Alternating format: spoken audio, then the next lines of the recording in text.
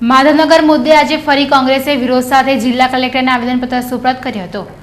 માધવનગર મુદ્દે કોંગ્રેસે ઉઠાવેલો વિરોધ વધી રહ્યો છે।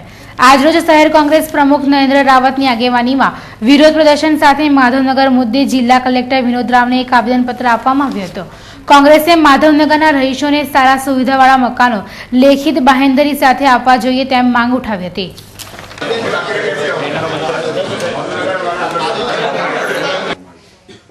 વાસ્તવિકતા એ છે કે 1 મહિનો થયો કોઈ મકાન ભાડે રહેવા નથી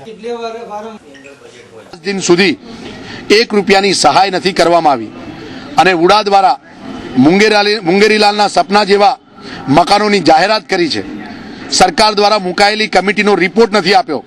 એ પહેલા ભ્રષ્ટાચાર થયો છે એની જાહેરાત કરી દીધી અને 750 મકાનો બનાવવાની જાહેરાત કરનાર ઉડાના અધિકારીઓને કોઈ અધિકાર નથી।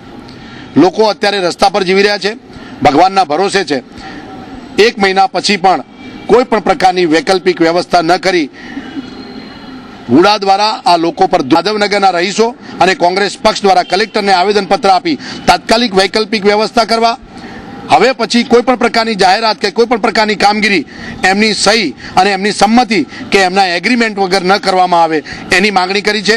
સાથે સાથે હવે પછી કોઈ પણ પ્રકારના મકાનો તોડવા માટે દરમિયાનગીરી ન કરવામાં આવે।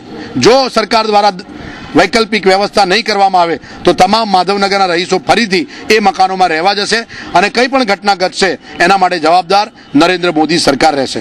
અમે એ જ રજૂ કરાયા કે અમને વૈકલ્પિક જગ્યા આપો અને કેશ ડોલ આપો।